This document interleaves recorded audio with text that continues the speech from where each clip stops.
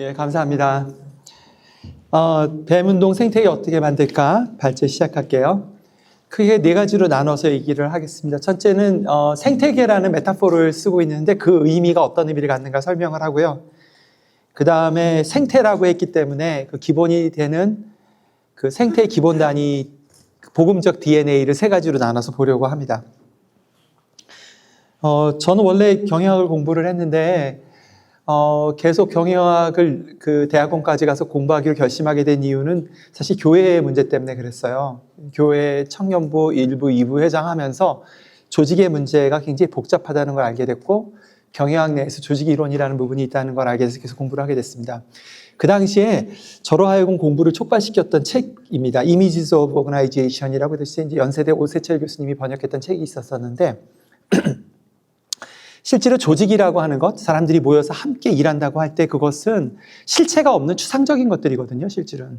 이 건물이나 손으로 만질 수 있는 게 아니라 사람들 사이 합의거든요. 그래서 사람은 그건 필연적으로 비유로밖에 사고를 못 한다는 거예요. 예를 들어서 기계라든가 아니면 뇌라든가 아니면 군대라든가 그런 메타포를 여러 가지 메타포를 사용을 하죠. 근데 이제 성경에도 마찬가지로 그 교회 공동체를 말을 할 때에 메타포를 사용해요. 양떼라든가 신부라든가 또 몸이라든가 여러 가지 것들을 굉장히 여러 가지 10가지가 넘습니다.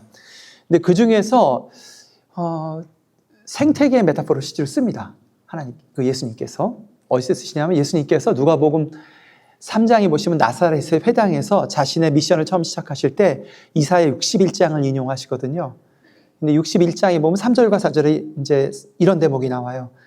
그 구속받은 1, 2절에서는 희년을 선포하시고 그 다음에 3절, 4절에서는 그 희년의 혜택을 입은 해방된 사람들이 어떤 공동체를 만들 것인가를 설명을 하는데 거기에 어떤 얘기냐면 그들을 이름하여 의의 느티나무 숲, 이건 이제 공동 번역이긴 한데 의의 나무들이라고도 번역됩니다.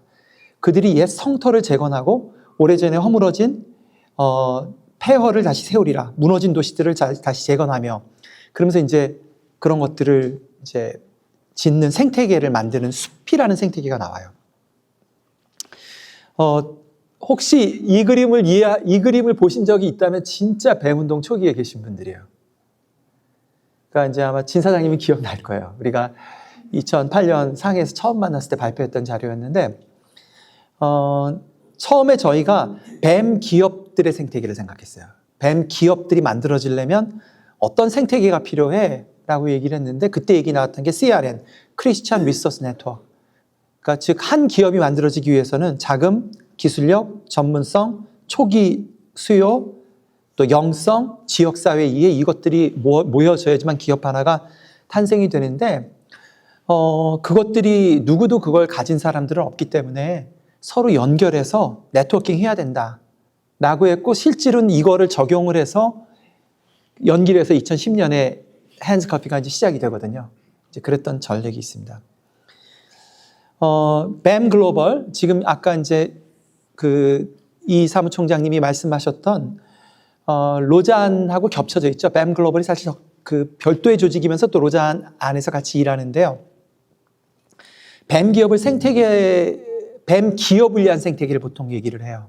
그래서 뱀 운동가도 필요하고, 뱀 신학도 필요하고, 뱀 교육기관이나 프로그램도 필요하고, 펀딩이랑 컨설팅하는 회사도 있어야 되고, 기업 협력 업체들도 있어야 되고, 뱀어들도 실제로 하려고 하는 사람들도 필요해요.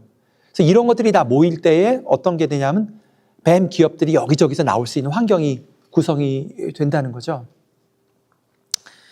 그러니까 IBA도 처음 시작에는 이런 뱀 기업을 위한 생태계를 만들어야겠다는 생각이 굉장히 강했어요. 근데 이제 맞기는 맞는데 이 생태계, 우리가 만약 생태계라고 하면 생태학자들이 주목하는 건 뭐냐면 생태에 가장 집중을 해야 되는 기본 단위가 있어요.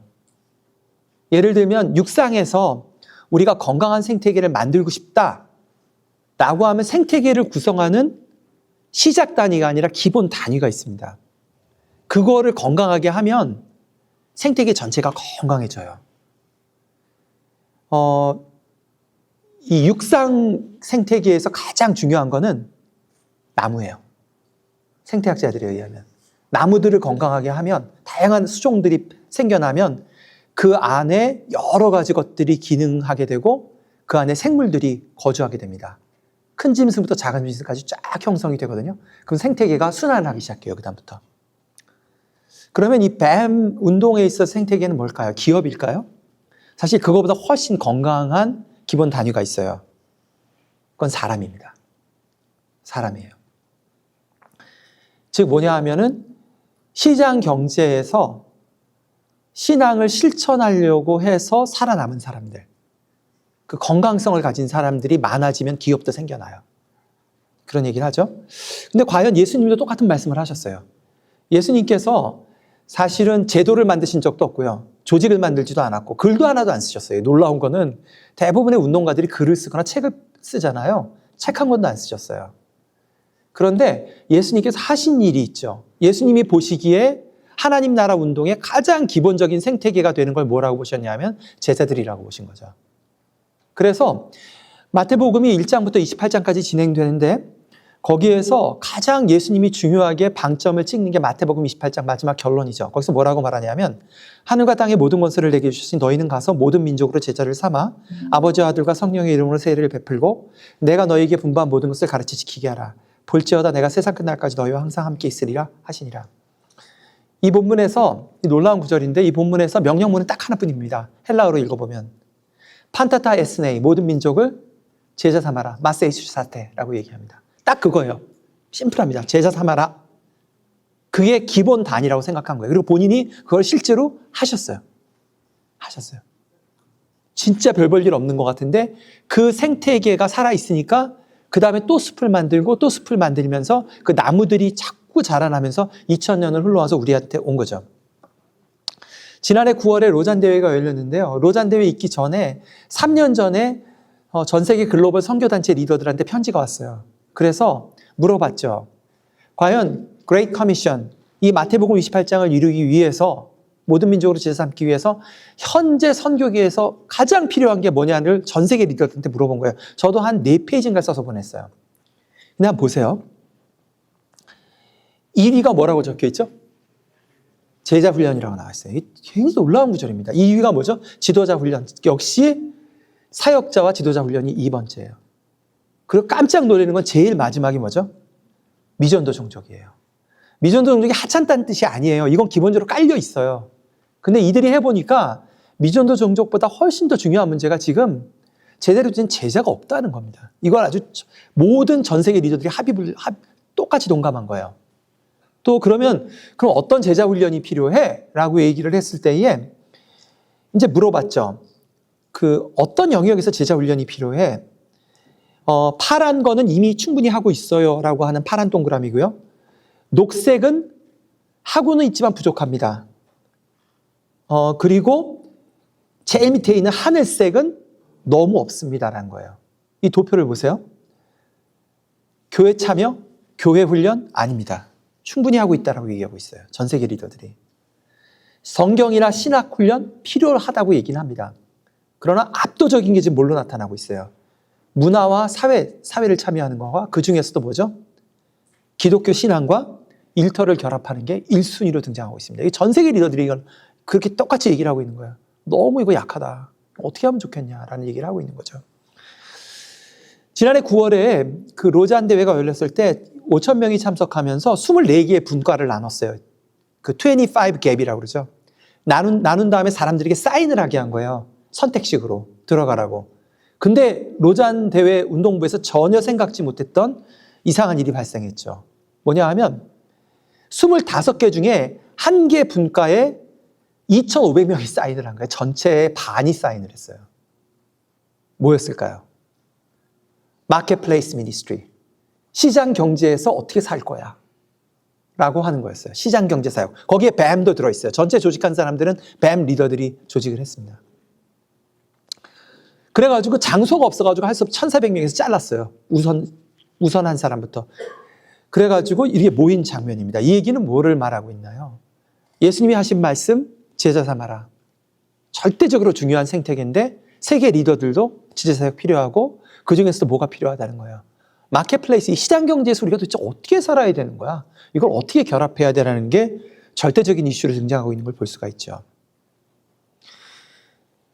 생태계, 우리가 하나님 나라의 생태계의 기본 단위가 예수님이 뭐라고 보셨다고요? 나무. 그 나무가 뭐죠? 제자입니다. 제자도에 관한 얘기예요. 그러면 그거에 대한 마태복음 28장 16절에서 18절까지가 뭘 설명하냐면 그 제자도가 어떻게 일어나는 거에 대한 DNA를 그 안에 헬라어적으로 보면 헬라어로는 분사구문으로 설명하고 있어요. 첫 번째 뭐죠? 너희는 가서. 세상으로 가서 뿌리를 내리고. 두 번째, 아버지와 아들과 성령의 이름으로. 이 얘기가 등장하면 뭐죠? 교회를 말합니다. 새로운 교회들의 연결들을 만들어내고 교회로 모이고. 세 번째, 모든 것을 가르쳐 지키라. 예수님이 명령하셨을 때는 유대 나라의 상황이었지만 지금 전혀 다른 로마 제국이라는 상황 가운데서 새로운 숲을 만들어라라고 얘기하고 있는 거죠. 이 DNA를 하나씩 좀 봅시다. 먼저 너희는 가서라고 하는 DNA를 좀 보죠. 2020년에 제가 개인적으로 연구를 좀 하나 했어요. 뭐냐 하면은 이 뱀운동 굉장히 특이한 운동이에요. 뱀운동이 제가 알기로는 지금 복음주의권에서 가장 큰 운동 중에 하나입니다. 전 세계 리더들이 500명이 넘게 참여하고 있고요. 그 리더들만 500명이 넘어요. 그리고 40여 개국에서 참여하고 있어요. 그리고 다음 달에도 우리 이번 5월 달에 모이나요? 그렇죠? 매년 모여요. 그 전체가 다 모이면은 한 3, 4천 명은 돼요. 가장 마지막 모일 때 1,500명인데 다 모이면 로잔만큼 모일 거예요. 계속 늘어나고 있어요. 그럼 이 운동이 어떻게 시작했어? 라고 하는 걸 알기 위해서 뱀운동에 정말 제가 시조새 아닙니다. 저 시조새 아니에요. 시조새는 90년대에 나타났던 사람들이 시조새예요. 80년대 말 90년대에 나타났던 인물들이 있어요. 여기 3명의 인물, 그중에서 마치 튀어나온 3명 다 굉장히 가까운 친구예요. 뿐만 아니라 한국교회의 뱀운동의 시조새는 3사람이에요. 박성수, 신갈렙, 방성기입니다. 이 인물들이 굉장히 중요한 인물들이에요. 그래서 이런 시조새에 해당되는 거에 전 세계 8명을 인터뷰를 했어요. 그때 2020년에 좀 글 쓰라 그래가지고 인터뷰를 전부 하면서 도대체 이 운동이 어떻게 시작했고 뭐가 문제인가 조사를 했는데 첫 번째 질문 중에 하나는 뱀운동에 있어서 가장 큰 장애가 뭡니까? 라고 8명의 리더한테 물어봤더니 반복적으로 등장하는 게 있었어요. 2가지예요. 성속 이원론. 거의 반복적으로 8개 나라에서 리더들이 똑같이 그 얘기를 해요. 성속 이원론 때문에 이게 진보가 안 된다. 2번째, 지역교회 중심주의. 그것도 거의 반복돼서 나타나고 있었어요. 여기 좀 지역교회 중심주의는 좀 이따 설명드릴게요. 예수께서 너희가 모든 민족으로 제자 삼아라라고 말씀하시면서 그걸 설명하시는 거죠. 너희는 가서라고 얘기할 때 예수님이 쓰실 당시에는 유대 나라가 아직 남아있을 때지만 마태복음이 쓰여지던 시대 다른 시대입니다. 마태복음이 쓰여진 때는 많은 신학자들이 동의하기는 이미 유대 나라가 멸망해서 없어졌을 때입니다. 예루살렘이 멸망해서 없어졌어요. 그 글을 받아본 사람들은 누구냐 하면 유대계 크리스찬들인데 로마의 각 도시에 흩어져 있었던 사람들인 거죠. 그런데 이 사람들은 지금 성전이 없어졌는데도 가지 않고 있어요. 지금 큰 이슈를 안고 있는 거죠. 그들이 마지막 봤던 성전은 너무나 화려한 성전이었죠. 세계의 성전 중에 로마의 건축수를 사용했던 초대형입니다. 원래 성전은 이렇게까지 크지 않아요. 성전만 있어요. 근데 이방인들까지 만들어서 솔로몬의 행각을 만들면서 거의 구 예루살렘의 한 4분의 1이나 5분의 1 정도를 차지했을 겁니다. 엄청나게 큰 성전인 거죠. 너무나 화려했고 멋있었던 성전에 대한 기억과 함께 성전이 몰락해버렸어요. 예루살렘이 사라져버렸죠. 그리고 이들이 실제로 살았던 것은 로마 제국의 흩어진 도시에서 이런, 지금 이게 고린도의 조감도거든요. 당시 10만 명이 살았어요. 거기에서 한 게토에서 공식적으로 인정받지 못한 종교로서 그 밑에서 살아가고 있는 거죠. 그런데 이들은 그 안으로 들어가지 않아요. 이 아고라로 들어가지 않습니다. 그런데 지금 현재 우리가 지난 선교들을 돌아보면요. 이런 그 성전적 사고가 지배하고 있음을 볼 수가 있어요. 이거는 그동안 개신교 선교를 이끌어왔던 미전도 종속을 이끌어왔던 교회 개척이나 교육 선교나 의료 선교 뱀 다 똑같아요. 뭐냐면 그 마인드 가운데 다 어떤 마인드가 있냐면 우리들끼리 모여서 기업을 만들고 싶어요. 우리들끼리 모여서 대학을 만들고 싶어요. 우리들끼리 모여서 병원을 만들고 싶어 합니다. 적진에 들어가서도 그렇게 합니다. 근데 예수님이 말씀하신 얘기는 그 얘기한 게 아니에요. 그게 아니라 거기 병원에 들어가서 일하라고. 거기 비즈니스에 들어가서 일하라고. 적진에 들어가서 그들 안에 들어가라라고 얘기를 하고 있는 거죠. 그들 안에 들어가서 신앙을 살아본 사람들이 필요해요. 그러면 뱀기업도 나옵니다. 뿌리 내림. 생태계로 돌아와서 얘기를 할게요. 시장 경제 속에 뿌리 내리는 게 필요해요. 우리가 이런 거대한 나무들이 있잖아요. 나무들이 겉이 굉장히 화려하죠.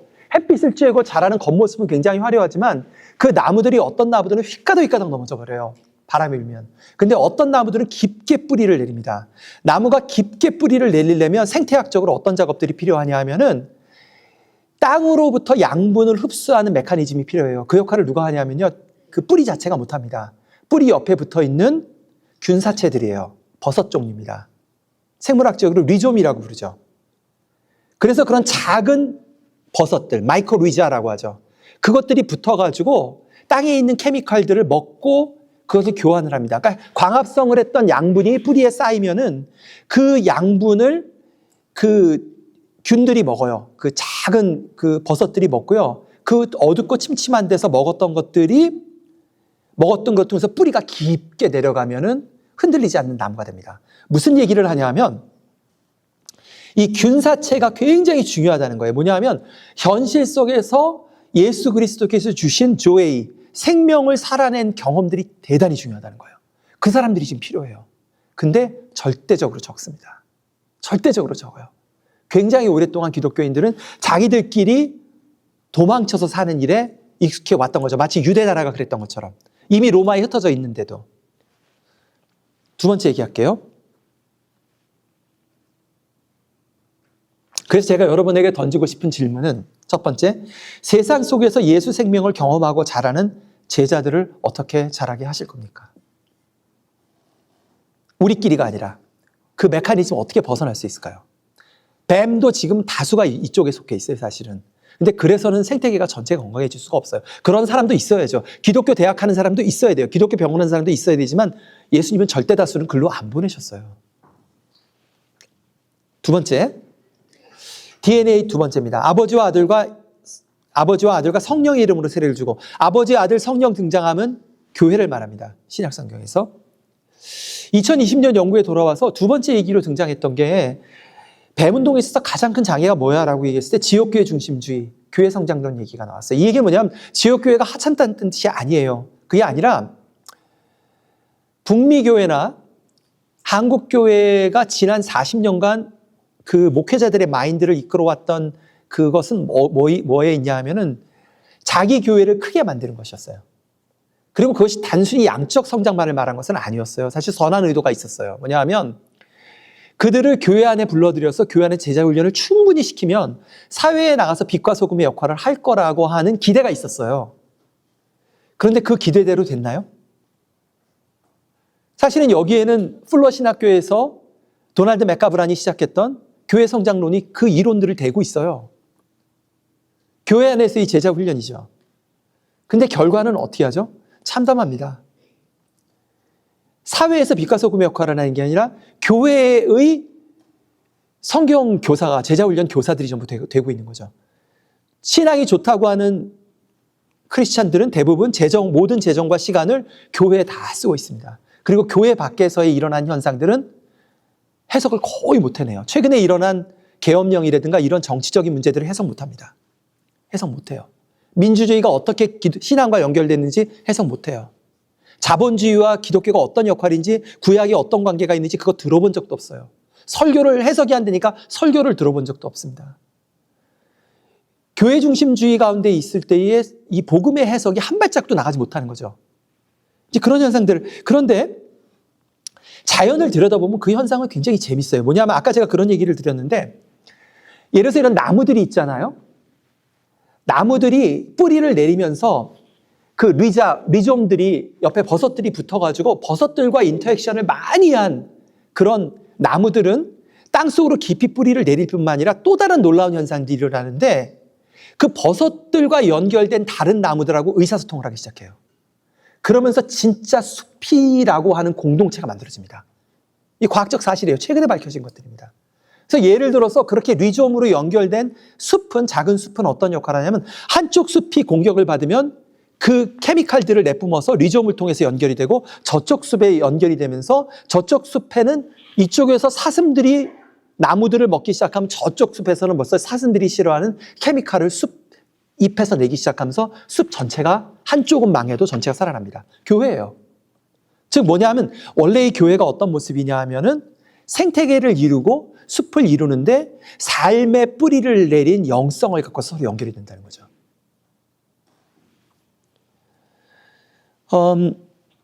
그 2020년 연구에서 연구됐던 줄리안 포입니다. 줄리안 포는 그 인도네시아의 리더죠.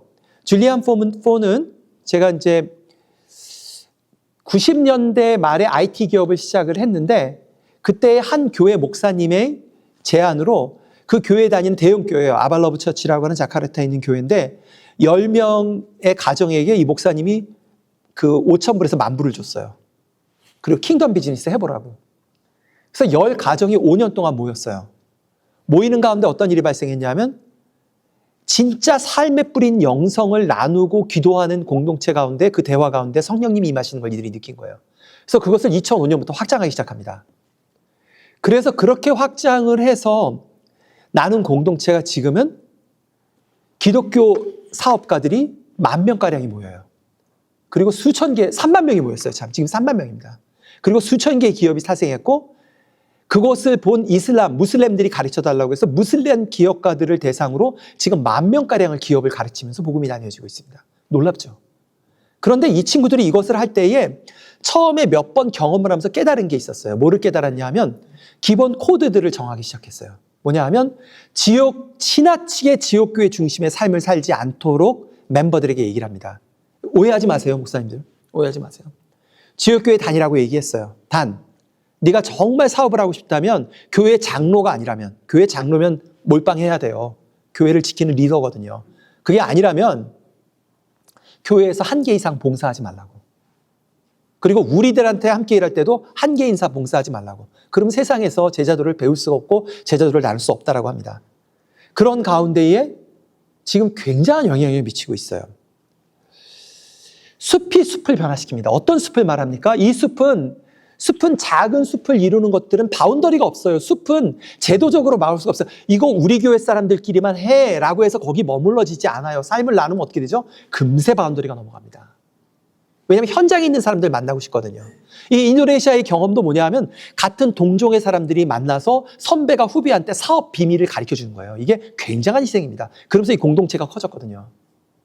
그런 작업들이 필요하니까 이 일들이 생기기 시작하죠. 즉 뭐냐 하면은 found to be connected. 하나님께서 제도적 교회를 이스라엘에서 없애버리고 작은 가정교회로 흩어져 놓으니까 그것들이 어떻게 돼요? 지들끼리 연결합니다. 삶에 기초하면. 그리고 connect to be found. 그리고 의도적으로도 연결합니다. 초대교회 바울이 한 거죠. 두 번째 질문이에요. 세상 속의 제자도를 위한 교회의 모습은 무엇일까요? 생각해 보세요. 세 번째 얘기입니다. 제 시간이 이제 거의 다 됐어요. 지금 후다닥 달려볼게요. 내가 분부한 모든 것을 가르쳐 지키게 하라. 아까 2020년 연구인데요. 잘못 적었습니다. 2020년 연구에서 제가 중요 질문은 이거였어요. 뱀운동은 어떻게 확산되었나라고 하는 거였어요. 왜 90년대 전후부터 시작했을까? 그리고 특별한 리더가 있는 것도 아니에요. 신갈렙은 한국에서 발견했고, 그리고 마치 튜나학은 중앙아시아에서 발견한 거예요. 마이클 베어는 중앙아시아, 미국 선교사로 중앙아시아에 가서 발견한 거예요. 이런 식으로 여러 흩어져 있던 사람들이 발견하고 서로 연결하기 시작하는 일들을 하게 됐거든요. 어떤 일이 있었냐면 그때 엄청난 사건이 하나 있었죠. 공산주의가 몰락하기 시작한 겁니다. 90년대 전후로 해서. 그게 완전한 그 선교계에 엄청난 충격을 시작한 거거든요.